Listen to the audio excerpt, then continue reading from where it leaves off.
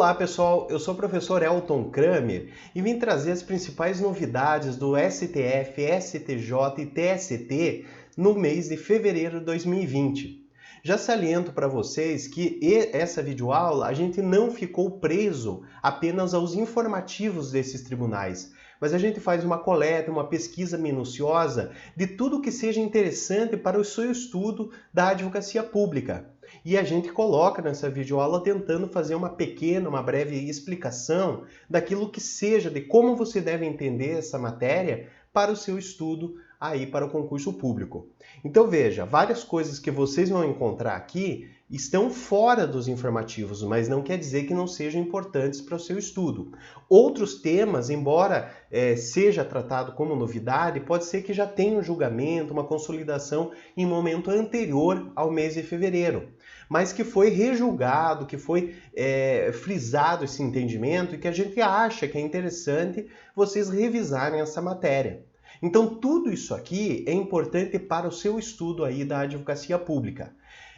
Sempre vai ser acompanhado a leitura de um trecho ou do acórdão do julgamento, mas sempre acompanhado de uma breve explicação, para que te direcione seu estudo para esse entendimento que você deve ter para o concurso público. Então, a mais do que uma atualização e um resumo dos informativos, é uma aula complemento em que vai te ajudar muito nessa atualização do seu material, dos seus livros, da sua doutrina para o concurso público que você esteja almejando. E claro, sempre isso é um diferencial para aquele aluno que sempre vai se manter atualizado para quando chegar o seu momento, que é a aprovação naquele concurso público que você almeja.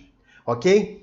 Vamos iniciar então com os principais julgados do STF na matéria atinente à advocacia pública. Então, o primeiro julgamento que eu trouxe aqui para vocês é do STF e é a respeito da suspensão da CNH de motorista profissional condenado em homicídio culposo por acidente de trânsito. Veja, a suspensão do CNH entendeu o STF nesse caso que é constitucional, é uma medida que não fere a Constituição Federal. Então veja um trecho aqui do julgamento, do acórdão, diz que por unanimidade o Supremo Tribunal Federal julgou constitucional a imposição da pena de suspensão da habilitação a profissionais, motoristas profissionais, que tenham sido condenados por homicídio culposo, lembrando que é aquela sem intenção de matar em razão de acidente de trânsito. Então, por unanimidade, foi dado provimento ao recurso extraordinário 607 e 107 para estabelecer a condenação em primeira instância. E veja que nesse tema 486, julgado pelo Supremo Tribunal Federal, ficou frisada a seguinte tese. É constitucional a imposição da pena de suspensão de habilitação para dirigir veículo automotor ao motorista profissional condenado por homicídio culposo no trânsito.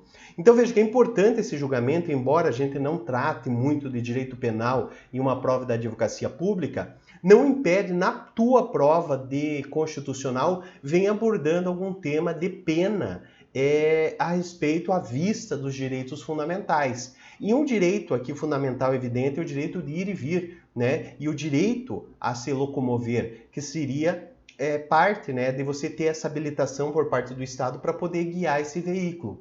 Só que entendeu o Supremo Tribunal Federal que nesse caso, por você ter sido condenado a um crime culposo de trânsito, você pode ter sido suspenso a tua CNH, até como um efeito, uma consequência daquilo que você praticou, que você não foi diligente, você não agiu corretamente segundo as regras constitucionais em dirigir esse veículo automotor. Então, o Supremo Tribunal Federal resolveu por bem declarar constitucional essa medida.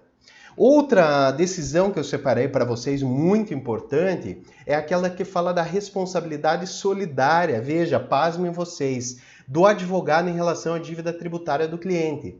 Então encontramos essa decisão aqui no Supremo e diz o Supremo que é inconstitucional, né, a lei estadual que disciplinava a responsabilidade de terceiros por infrações de forma diversa da matriz geral estabelecida pelo CTN.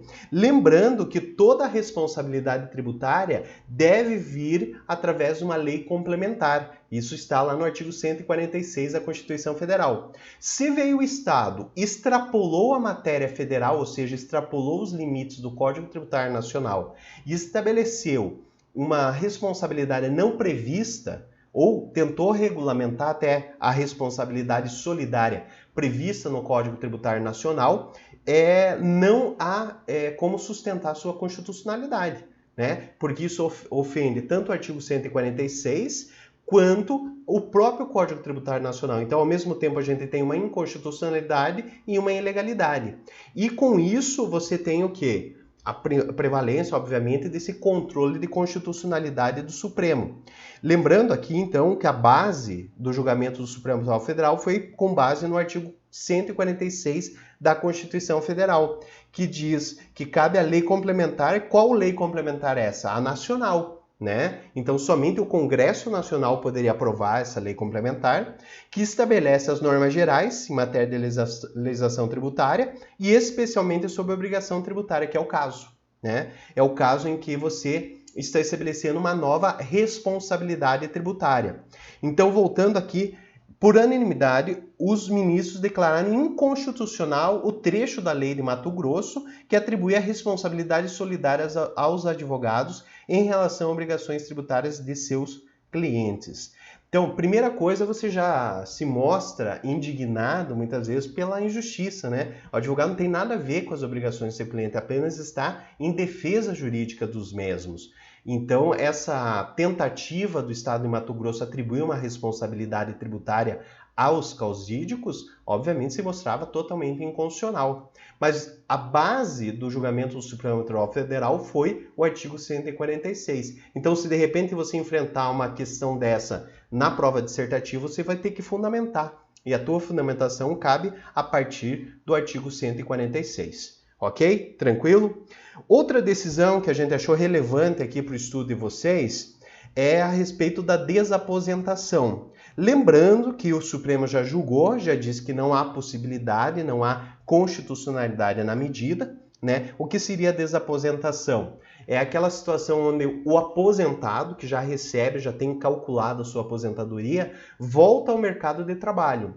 Retornando ao mercado de trabalho, ele vai fazer novas contribuições. Com isso, tentou-se prevalecer uma tese em que deveria ter o recálculo da sua aposentadoria para ter, com certeza, seu aumento, né? Você recebia tanto, você vai receber mais porque você contribuiu mais tempo. Mas não há uma previsão legal para isso. Então, o Supremo Tribunal Federal não aceitou, diz que não é viável a tese da desaposentação. Aí, o que teve o julgamento, nesse caso, do embargos de declaração que discutia como que ficaria os casos dos aposentados que já receberam os benefícios recalculados, ou seja, pelo sistema da desaposentação. Então, diz o Supremo Tribunal Federal, com base no princípio da boa-fé, que os aposentados que receberam benefício por desaposentação não precisam devolver o valor, né? Então, lendo um trecho aqui do julgamento, do informativo, o plenário, em conclusão e por maioria, deu parcial provimento a embargos declaratórios em recursos extraordinários para assentar a irrepetibilidade, ou seja, não dá para restituir os valores alimentares recebidos de boa-fé, até a proclamação do resultado desse julgamento. Garantiu também o direito daqueles usufruírem da desaposentação ou da reaposentação em decorrência de decisão transitada e julgado até a proclamação do resultado do julgamento. Ou seja, até que teve esse julgamento, a mudança, ou vamos dizer, a fixação da tese do impedimento da desaposentação, é válido o recebimento dos valores com base nesse recálculo. A partir do julgamento do Supremo Tribunal Federal que fixou a tese do impedimento da desaposentação, então não há possibilidade mais do recebimento desses valores, serão cortados. Então foi fixado, em síntese, a seguinte tese: no âmbito do regime geral de previdência social, somente lei pode criar benefícios e vantagens previdenciárias, não havendo por hora previsão legal do direito à desaposentação ou reaposentação, sendo constitucional a regra do artigo 18, parágrafo 2º da Lei 8.213 de 91. Então, isso quer dizer o quê? Nós temos essa previsão da lei que não prevê a possibilidade de reaposentação ou desaposentação. Com isso, o Supremo Tribunal Federal impediu, então não há possibilidade disso ocorrer. É inconstitucional essa tese da desaposentação. Agora, aqueles que tiveram, então, o recebimento até o julgamento do Supremo Tribunal Federal serão considerados válidos. Tá? Um julgamento importante que envolve matéria constitucional e previdenciária, do qual você deve se aprofundar aí no seu estudo diário para a advocacia pública, ok? O próximo julgamento que eu selecionei para vocês é numa lei de Americana, no estado de São Paulo, que dava incentivo fiscal em razão de patrocínio de atividades culturais. No caso, o Supremo Tribunal Federal entendeu inconstitucional. E por que isso? Veja, nós temos uma lei concedendo incentivo. Isso já é tudo regrado pela Constituição Federal com requisitos rígidos e vedações. Nós temos tanto vedação na matéria de ISS quanto a matéria de ICMS. Então, ICMS, para você conceder uma isenção, você tem que ter a aprovação do CONFAS, a aprovação através de uma lei específica. No ISS, você tem vedações, né, exceto em matéria de construção civil. Então, todos esses impostos, a fim de evitar a guerra fiscal, você tem vedações específicas. Nesse caso aqui, a lei do município de Americana, ele vinculou, né? Veja que há uma vinculação do incentivo fiscal a uma determinada despesa. Embora você não tenha uma vinculação expressa, né, de um valor com essa despesa. Mas mesmo assim, o Supremo entendeu que violava o artigo 167, inciso 4 da Constituição Federal, aonde veda a vinculação direta de receita de impostos. Então entendeu o Supremo que ao ser concedido benefício fiscal decorrente de doação ao Fundo Municipal de Assistência à Cultura, Esportes e Turismo, ainda que a favor de pessoa ou entidade certa, parte da receita do ISS acabava sendo destinada por via transversa, né, porque de uma forma indireta, ao Fundo Municipal, considerando-se a forma uma burla à regra da vedação constitucional. Então, a lei do município de Americana foi declarada inconstitucional, né? Aqui um julgamento claro em interpartes, né? O recurso extraordinário, controle difuso, mas já é um parâmetro, né? E nesse caso aqui, o que está sendo violado é o artigo 167, inciso 4, que diz que são vedados a vinculação de receita de impostos a órgão, fundo ou despesa. Né? Exceto alguns casos, como a saúde pública, educação, manutenção e desenvolvimento, ensino, atividades da administração tributária, não podemos ter essa vinculação. E veja que é um julgamento, por que eu achei interessante para vocês? Principalmente aqueles que vão fazer provas de PGMs. Porque você não tem uma vinculação direta, você não está dizendo, eu pego esse dinheiro que está no caixa do município e direciono para aquela despesa. O que seria uma inconstitucionalidade flagrante. Eu pego e concedo uma isenção, um benefício fiscal para aquele que incentivar a cultura. Indiretamente, ou como diz o Supremo por via transversa, você está vinculando a receita do ISS, o que é impedido pelo artigo 67. Então, um julgamento bastante interessante, visualiza uma possibilidade desse tema ser cobrado em provas dissertativas. Também objetivas, mas a dissertativa é para você poder desenvolver o teu raciocínio jurídico. Então eu vejo um faro ali, com faro apurado, a probabilidade de cair numa prova dissertativa. Ok? Outro julgamento que eu achei muito interessante e trouxe para vocês, que saiu aí na mídia, vocês devem ter visto em Facebook, sites, ou até aqui no grupo Aprovação, a tese do plenário que foi aprovado, que edital que proíbe a participação de candidato que responde por processo criminal é inconstitucional, né? A tese aprovada, eu já coloquei aqui no primeiro parágrafo, foi apresentada pelo ministro Luiz Roberto Barroso, e que diz o seguinte: sem previsão constitucionalmente adequada e instituída por lei, não é legítima cláusula de edital de concurso público que restringe a participação de candidato pelo simples fato de responder a inquérito ou ação penal. Então veja, o caso julgado envolvia um policial militar que pretendia ingressar no curso de formação de cabos, mas teve a sua inscrição recusada porque respondia um processo por delito de falso testemunho. Então veja, já não era um crime de grande monta, mas houve um impedimento, né, da participação dele no concurso. A maioria do plenário seguiu o voto do relator para quem a exclusão do candidato, apenas por conta de tramitação de processo criminal, contraria o entendimento do STF sobre a presunção de inocência. Né? Esse foi um julgamento do recurso extraordinário 56.0900. Então veja, é um julgamento bastante importante para vocês que fazem concurso público. Por quê? Porque envolve a matéria de direito administrativo, que é concurso público e previsão de edital, de normas restritivas e impeditivas, e também envolve matéria de direito constitucional. Então nós temos a probabilidade de ser cobrado em dois tipos de concurso.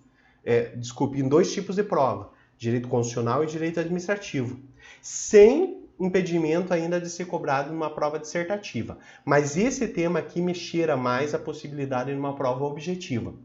O que nós temos que entender aqui? A primeira, a tese aprovada, que não há possibilidade, sem previsão lei e uma justificativa razoável, você impedir um candidato de participar de um concurso público por ter uma mera tramitação no inquérito ou uma ação penal. Ponto.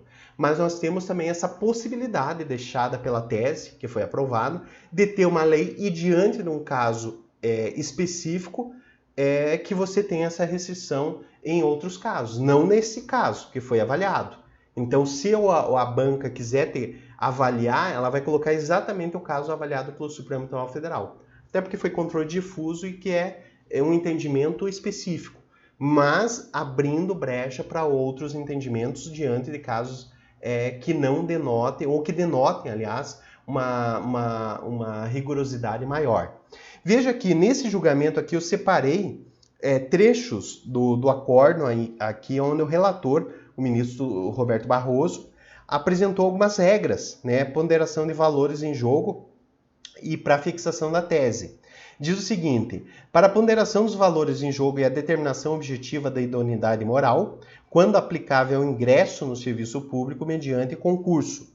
A primeira, apta a estabelecer parâmetro pelo qual se pode recusar alguém a inscrição em concurso público.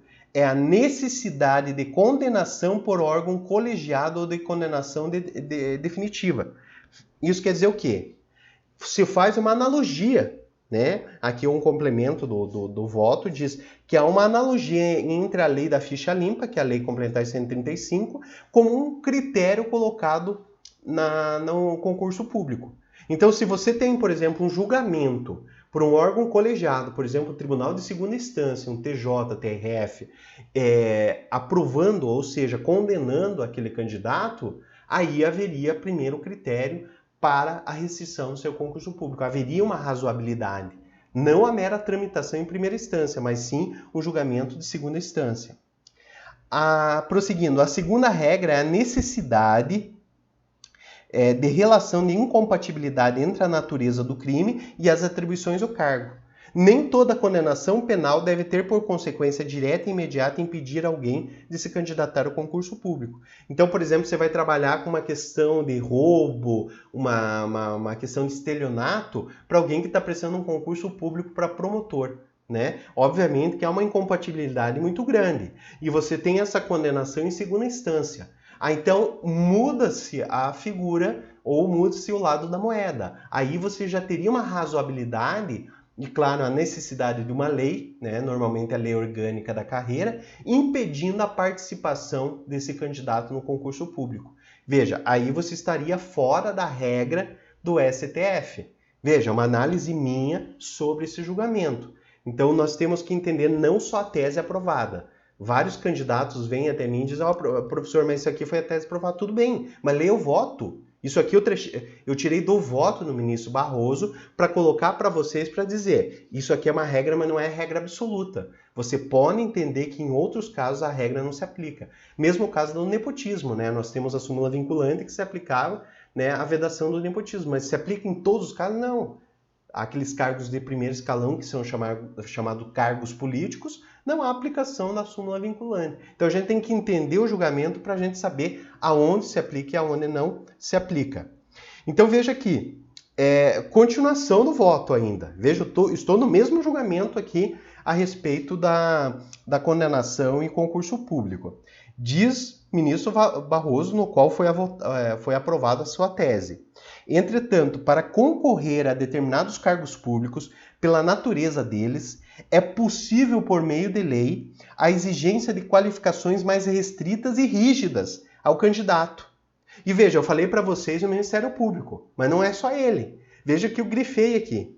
Prosseguindo, ó.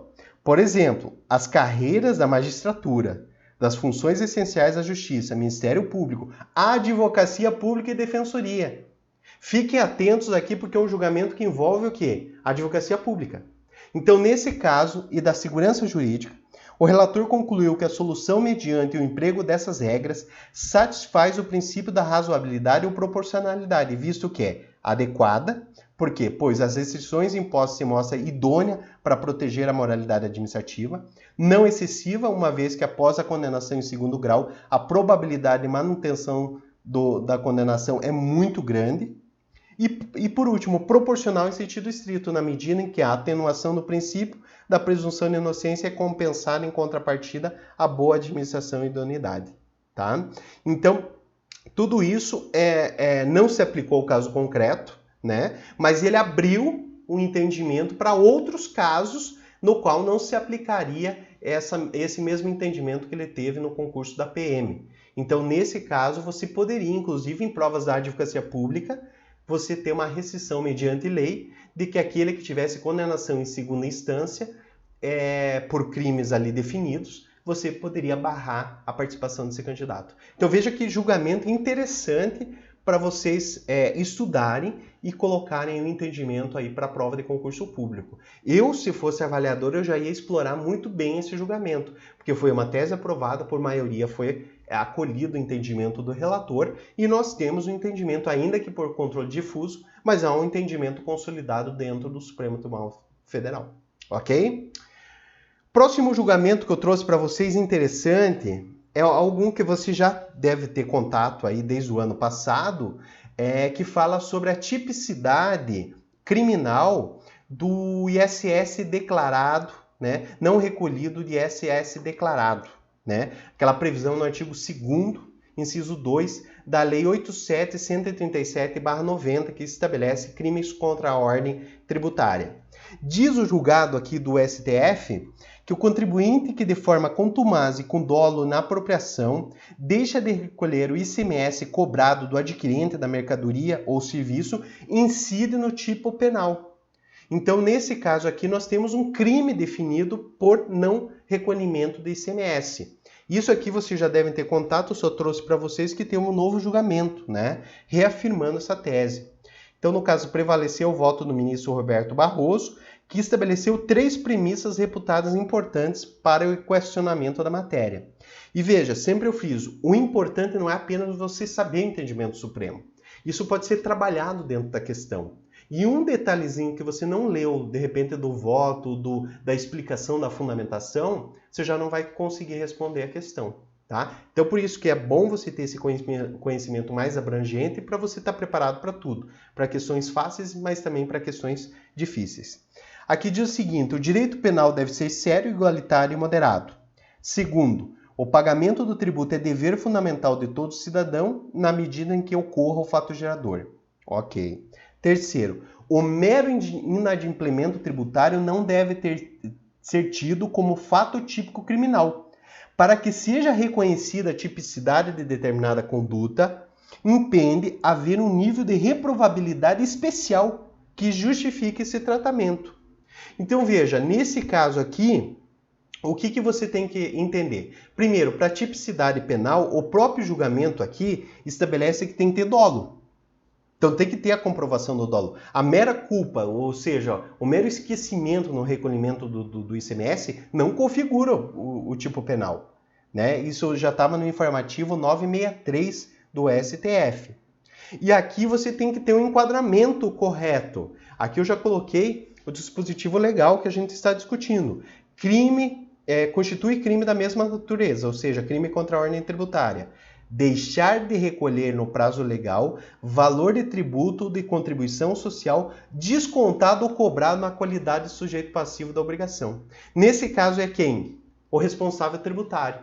Então você tem a responsabilidade de retenção do ICMS e o dever de repasse para o cofre público estadual. Você não fez isso, havendo o dolo, né? Claro que vai ter que ter uma apuração, uma fiscalização tributária e depois uma instrução criminal. Comprovado esse dolo, há a configuração do tipo penal de crime contra a ordem tributária. Então veja, um julgamento bastante interessante. Achei importante salientar para vocês, por quê? Porque é um tema relevante para a advocacia pública. A gente não abordou no vídeo passado, de janeiro, então eu achei por bem reportar agora nesse caso aqui para vocês.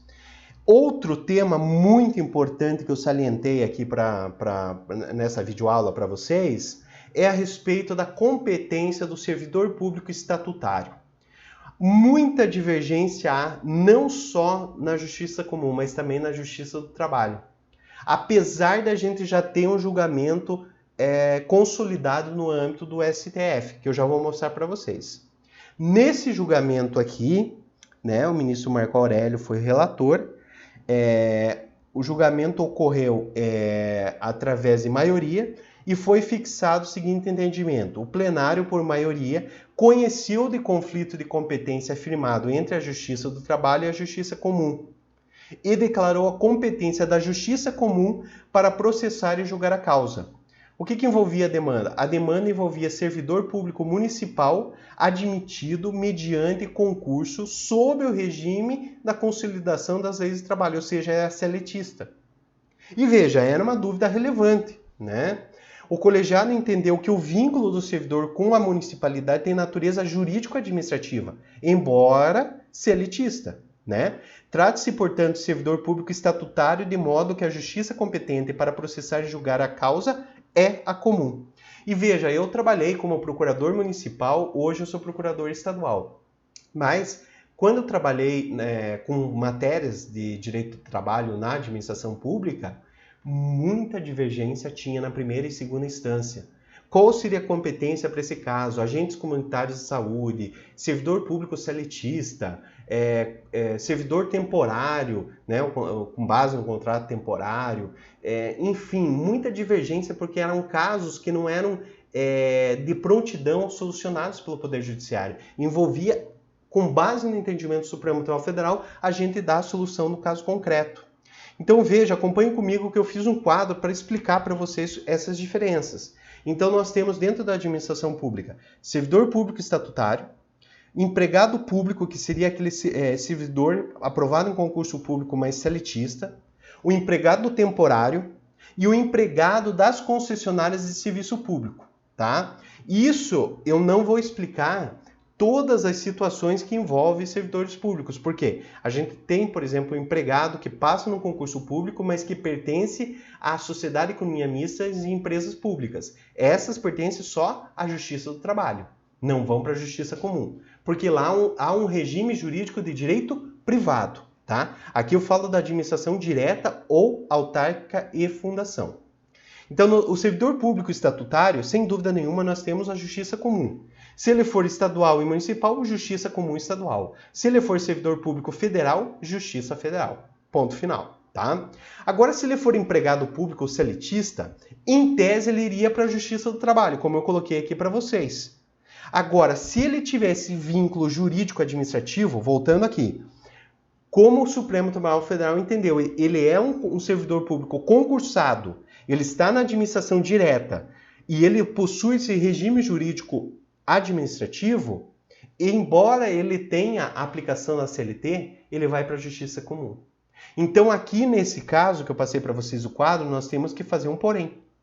Esse empregado público, ele tendo um regime jurídico administrativo, que é o caso, por exemplo, do servidor que trabalha na administração direta, ele vai para a Justiça Comum e não mais para a Justiça do Trabalho, tá? Eu coloquei esse quadro aqui só para chamar a atenção de vocês, tá?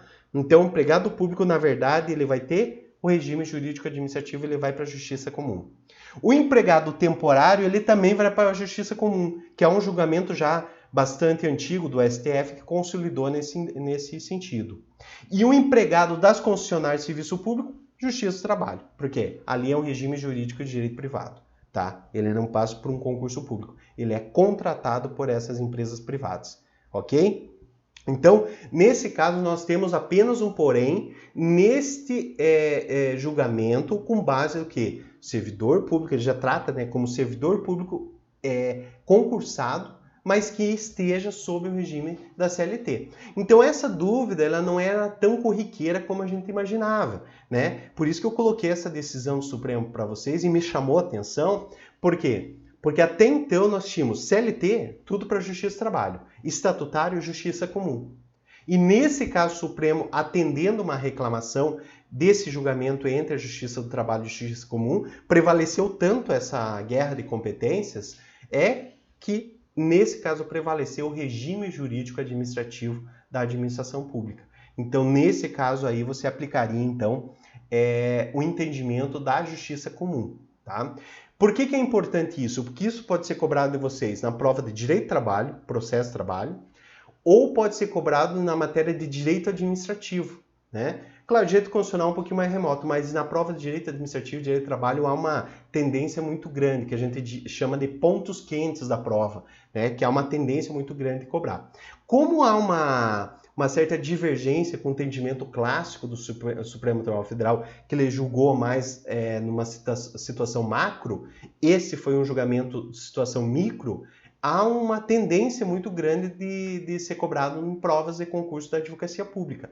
Então eu chamo a atenção de vocês, prestem bem atenção nisso, que há uma tendência muito grande desse tema. Então, sugiro um estudo, principalmente desse acórdão, né? Voltando aqui só para você saber, o acórdão no conflito de competência 8018 do Piauí, tá? Só para ficar aqui a sugestão de leitura, né? Se for de final de semana, à noite, dá uma lidinha, porque há um ponto importante aí. Todos esses julgamentos que a gente selecionou para vocês foram algo que chamou a atenção da gente.